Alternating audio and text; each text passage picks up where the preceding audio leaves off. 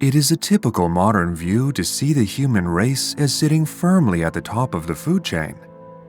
Our technologically advanced hunting weapons, including everything from bows and arrows to powerful long-range rifles, have allowed us to make our way to a position of absolute rule over the animal kingdom, to the point where animals that were once threats to us, such as roving packs of wolves, are now our closest companions.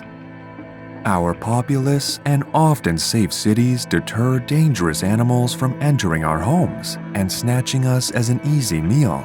And even when we enter the wild domains of the world's great national parks, many people are safely informed on how not to fall victim to an attacking big cat or bear. This, however, was not always the case. Cast a stone a short distance back into the evolutionary history of our ancestors, and you would see a very different story. From the moment hominids first came down from the trees and walked up right through the grasslands of Africa, we had massive targets on our back. Predatory animals, both strange and familiar, lurked in the long grasses, the tops of the trees, the depths of lakes and rivers, and even in plain sight.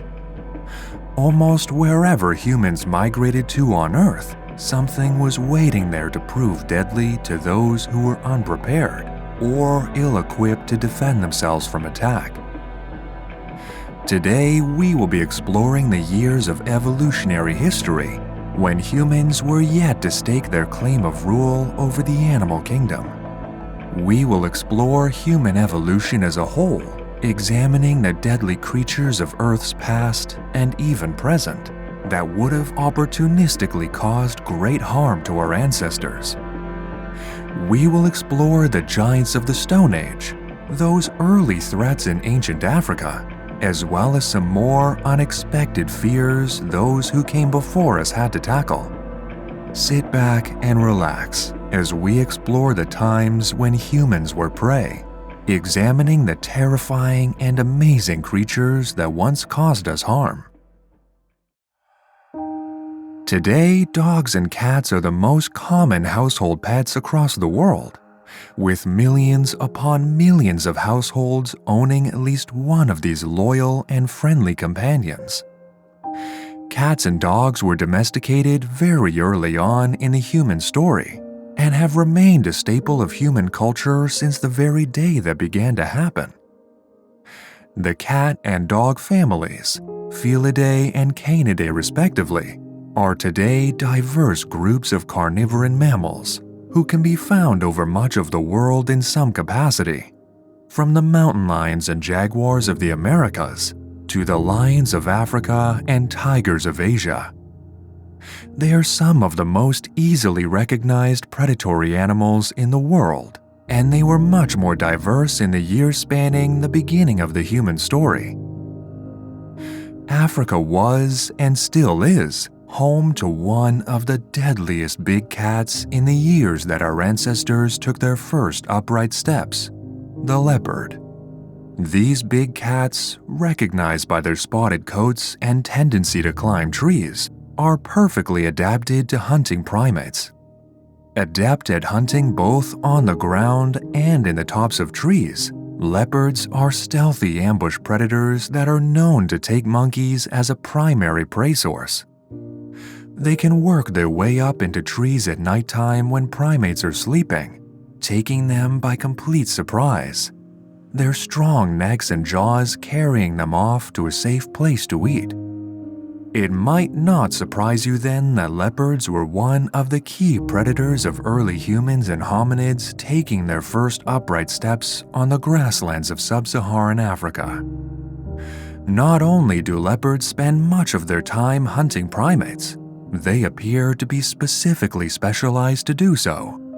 In modern-day South Africa, in the dramatic landscapes of Kruger National Park, over 70% of all baboon deaths can be traced back to predation from leopards. And in turn, over half of the animals taken by leopards include monkeys and apes. They have been known to predate apes as large as chimpanzees and even gorillas. And one leopard in the Sri Lankan town of Punanai was known to take the lives of 12 individual people. Take a look at the wider plains of Africa in the modern day, and you might come across one of, if not the most iconic predator of the animal kingdom, the African lion. These mighty apex predators live in prides across the savannas and plains of sub-Saharan Africa and are known for their capability to hunt some of the continent's largest, strongest, and quickest herbivores. Lions, in their modern form, would have been present on the scene in the Pleistocene, when our ancestors were beginning to spread out into the grasslands of Africa. Today, they pose a significant threat to primates and have been one of the few carnivores known to actively prey on humans when the conditions are right. Between the years of 1932 and 1947, lions are thought to have been responsible for the deaths of over 1,500 people in the Njombe district of Tanzania, and there is every reason to believe that this behavior would have been witnessed at the time our ancestors were beginning to walk upright. Lions are known to take chimpanzees as prey when the opportunity presents itself, and the chimps have been known to respond to such behavior with a series of complex alarm calls, fleeing into the trees, and letting out a series of whimpering noises when a hunt is successful. Scientists think that early humans may have reacted in the same way, at least before they evolved the means to defend themselves adequately with stones and spears. Furthermore, when Homo erectus first migrated into the bamboo forests of South and Southeast Asia, they would have come into contact with another familiar face, the tiger. Tigers, the apex predators of much of Asia, have been known to take humans with relative ease in the past, with individual tigers being blamed for many attacks on humans in given areas. They utilize their iconic striped fur to blend into the long grasses around them, meaning that if a hominid was walking in a tiger's territory unaware, it would not be too long before it found itself on the receiving end of massive clawed paws and sharp piercing teeth. A series of extinct cat species have been known to actively hunt our early ancestors too. Migrated is one such genus of cat, and one of the saber-tooth variety, whose name translates from Greek to English as knife tooth. It was widespread across the world from its early beginnings in the Middle Miocene epoch to its eventual extinction in the Pleistocene, found primarily in Africa, Europe, Asia, and even North America. This giant cat relied on its massive neck muscles to deliver a killing blow to its prey, a diet which often included our ancestors. It is thought to have been able to exercise a great deal of precision when tackling prey, using its canines as shears to slash into the struggling creature with its jaws. Migrated kabir, a species that lived in northern Africa at the time our early relatives Sahelanthropus jidensis arrived on the scene in the same area, is thought to have weighed up to almost 500 kilograms, 200 kilograms heavier than the biggest tigers alive today. Fossils of Sahelanthropus have been found in close proximity to the big cats, indicating that they might have been a key prey source for these apex predators. Another widespread extinct cat, this time of the scimitar-tooth variety, was Homotherium, a cat that lived across North and South America, Eurasia, and Africa, from the Pliocene to the Pleistocene. It was adapted to running after its prey like a cheetah, rather than relying on last-minute stealth attacks from the long grass. Its powerful jaws were designed for clamping down on prey and could take down animals as large as small elephants. This deadly endurance runner chased down our ancestors through open habitats at higher altitudes, making it perfectly adapted to running across the mammoth steppe of Eurasia and the Great Plains of North America. On top of this, our ancestors would have also had to contend with a genus of saber-toothed cat known as Megantereon, which lived across Africa and much of the northern hemisphere in the Middle Pleistocene, when multiple early human species were appearing. Bulky and stocky, this animal would have resembled a jaguar, with proportions more in line with that of a large lion. Capable of climbing trees in order to pursue primates, this big cat also stalked the plains after animals such as antelope, elephants, rhinoceroses, and horses. Later generations of humans living on the mammoth steppe, as well as parts of North America, would have had to contend with wolves, both the modern and the dire varieties. Dire wolves, contrary to their depiction on the popular drama series Game of Thrones, were only slightly larger than their modern relatives, but still could have posed a significant threat to roving bands of hunter-gatherers when they were hungry enough. Wolves that had not begun to be domesticated by humans were still dangerous wild animals, and packs of them could easily become overwhelming in the right conditions. Today, modern wolves have been known to kill humans, more often in the springtime when wolf cubs have just been born, and the mother needs to find enough food to sustain them. There is plenty of reason to believe that before wolves managed to integrate into the early societies of Homo sapiens, that they would have hunted them when the time was right. The cold, northern reaches of the mammoth steppe presented more challenges than just the elements to our ancestors. In these freezing regions, huge new animals had evolved to hunt in the tundras, plains, and forests of Eurasia. Ursus spelaeus, the cave bear, was one such animal. This huge, bulky bear, which would have resembled a much larger grizzly bear, evolved around 100,000 years ago and remained alongside our ancestors until about 25,000 years ago. Remains have been found of these huge bears in, as you might expect, caves, where they spent the winter in hibernation. While the bears would not have been strict carnivores, supplementing their diets with vegetation and fruit, they would have been immensely dangerous if disturbed. Nomadic tribes of humans stumbling across a seemingly abandoned cave would have needed to be cautious before venturing inside. Disturbing a sleeping cave bear would have led to a deadly confrontation where spears clashed with claws. Unprepared or unwary humans would have stood little chance against one of these amazing mammals.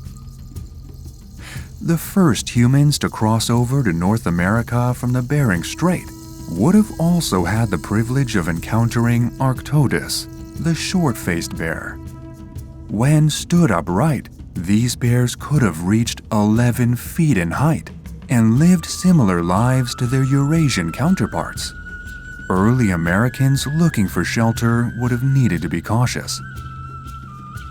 The cave bears themselves would have often come into contact with another northern cave-dwelling species, the cave hyena, Crocuta spelaea. This was a subspecies of the still extant spotted hyena, which lived on the Eurasian mammoth steppe throughout the Middle and Late Pleistocene.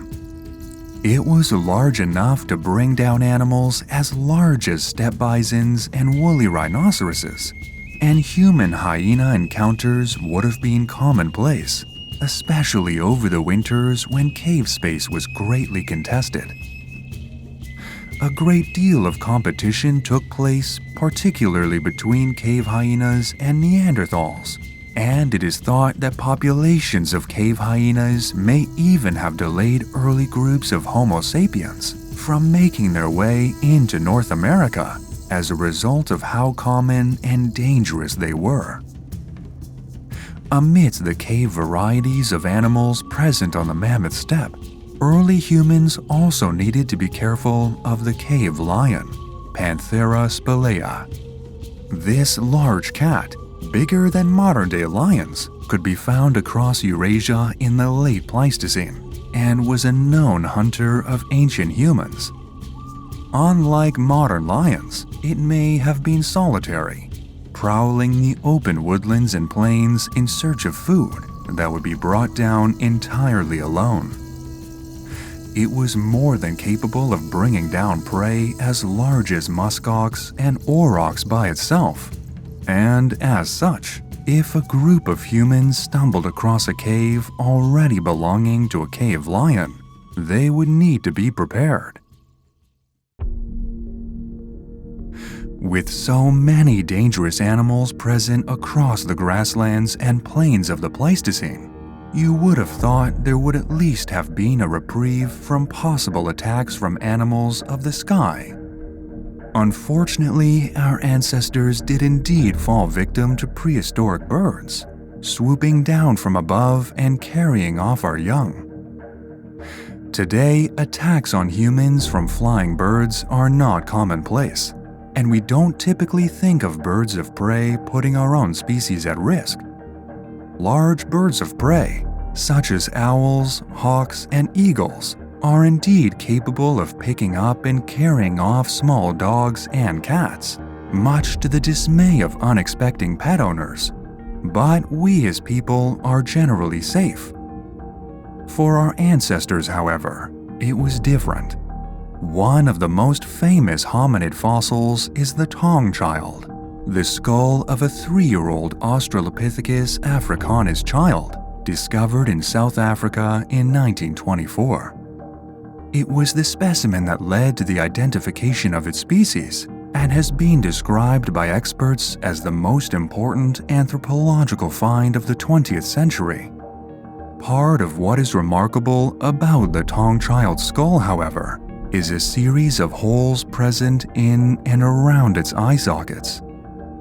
It is thought that as the Tong child was innocently wandering through the grasslands of South Africa, an unidentified species of large bird of prey, possibly an eagle, swooped down from above, grabbing the child by the head.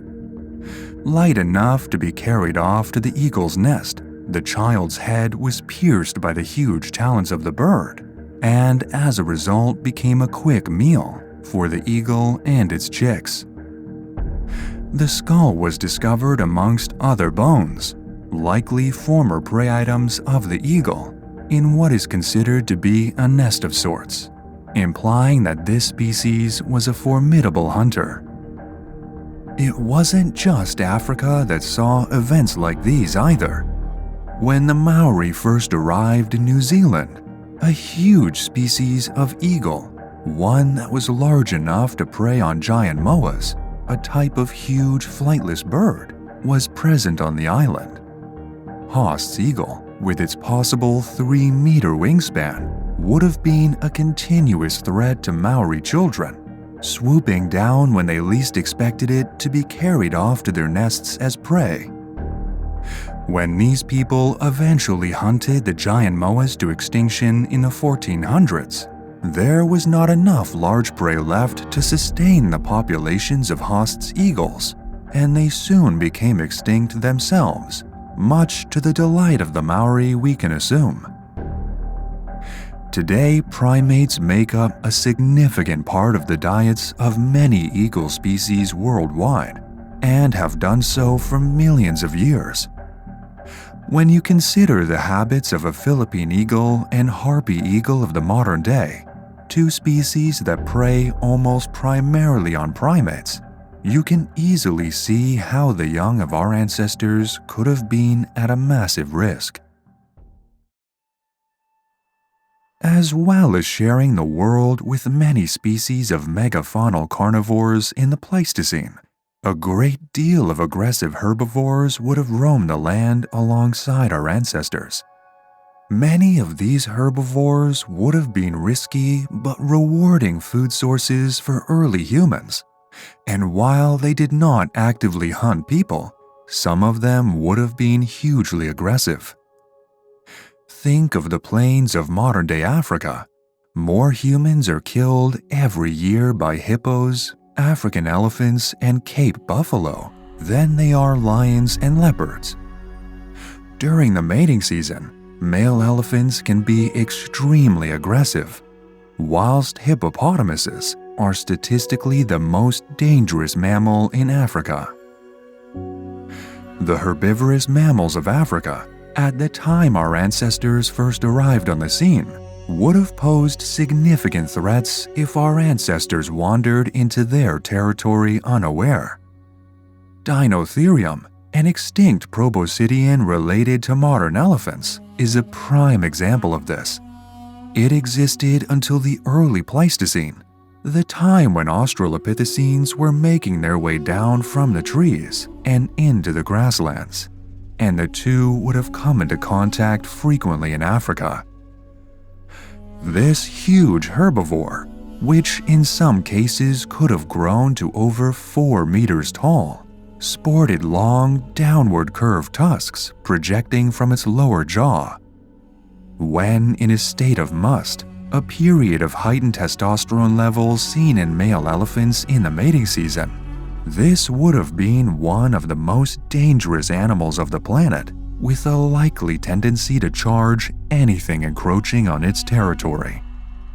13 tons of muscle and weight running towards a small, unarmed Australopithecus would have been a recipe for disaster.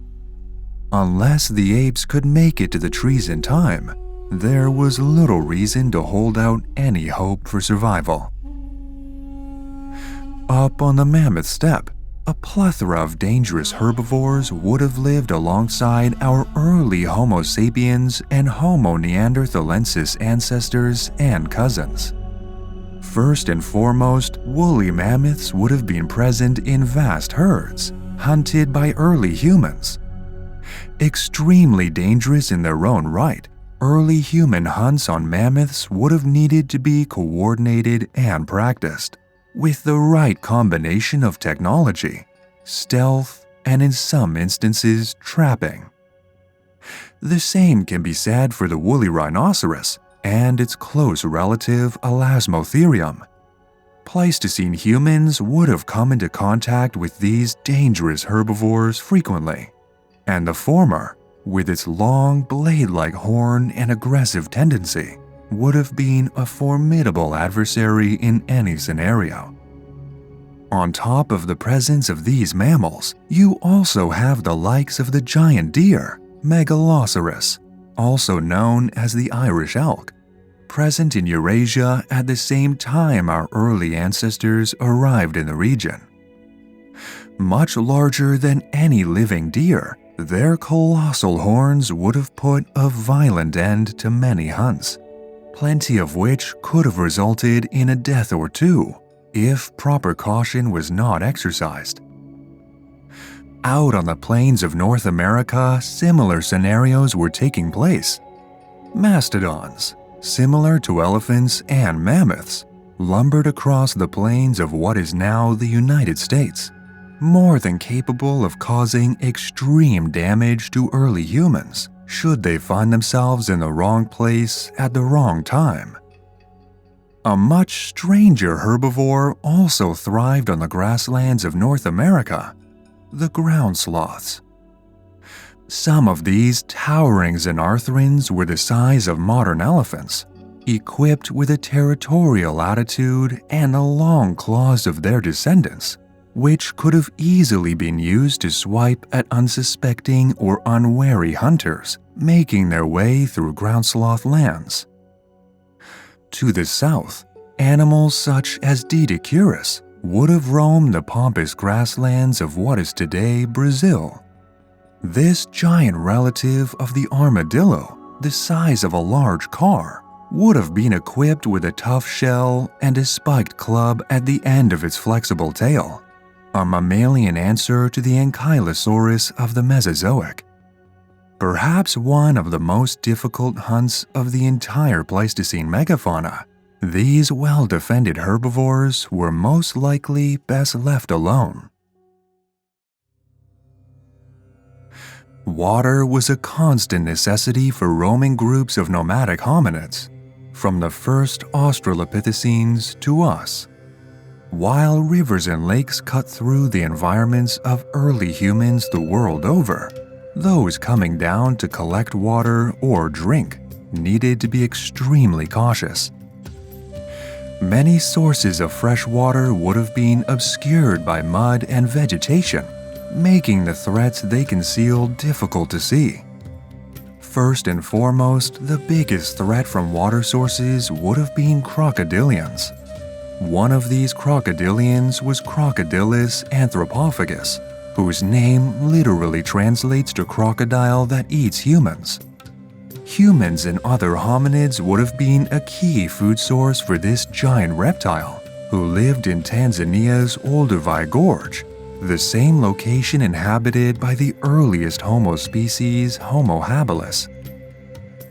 Fossil humans have been uncovered from the region with crocodile bites embedded deep into the bones, caused by crocodiles leaping from the water at the very last second, pulling their catch deep into the murky water to perform the signature crocodile death roll. Elsewhere in Kenya, Crocodylus thorbjarnarsoni was likely hunting early humans in Lake Turkana.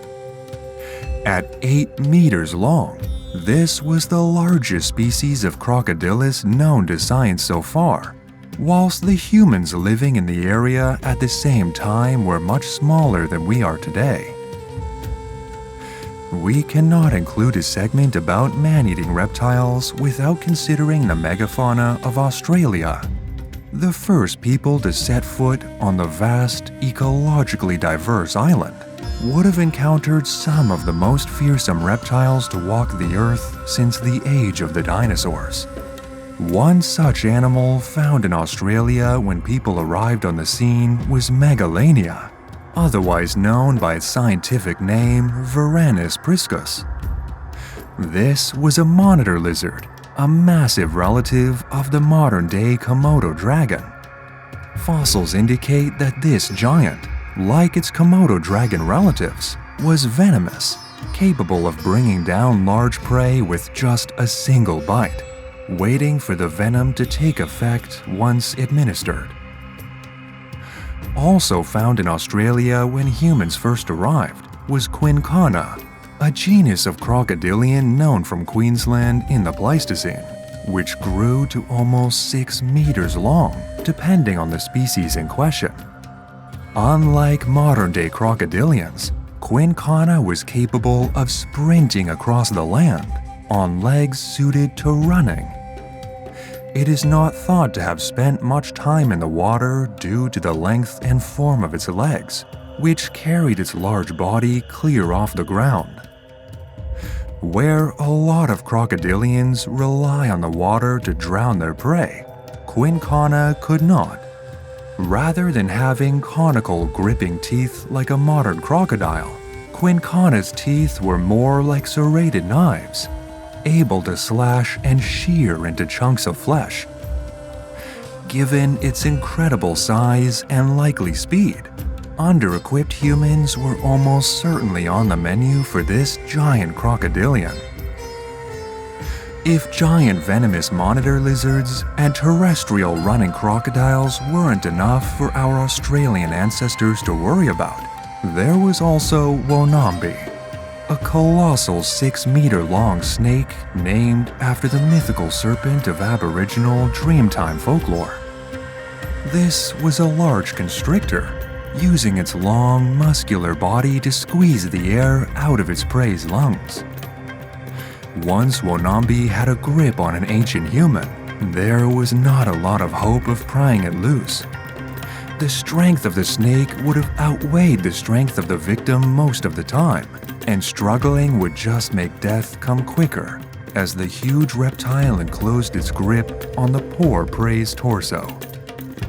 Once the prey was dead, Wonambi would start the swallowing process, clamping its massive jaws over the lifeless body of its victim. It is easy to forget that primates themselves often have carnivorous tendencies. Baboons, for example, can be extremely aggressive monkeys, and the chimpanzees of the African rainforest have been known to act excessively violent over territorial disputes with their own species. Throughout the course of human evolution, it is not out of the question that the same thing happened. Think about how territorial modern humans can be. Perhaps ancient groups of humans wandering nomadically across the mammoth steppe often found themselves clashing with rival groups for resources, space, or shelter. Scientists have even dug up a series of fossil Neanderthals from Europe who appear to have been cannibalized, but this was not commonplace behavior. There would have been little sense in Neanderthals hunting their own kind actively when populations were sparse out on the mammoth steppe towards the end of the Pleistocene. So it is thought that these humans may have consumed each other for survival purposes. Perhaps in a time of great famine, it made logical sense to them to kill and eat a weaker member of the group in order to keep the whole family afloat. There is also the theory that these Neanderthals could have been ritualistically eaten, which seems less likely than the third theory, that this represents a one-off example of survival mixed with a possible self-defense killing. If it was not for our ability to shape the natural world around us beyond recognition, it is likely that we would still find ourselves at the mercy of wild carnivores today.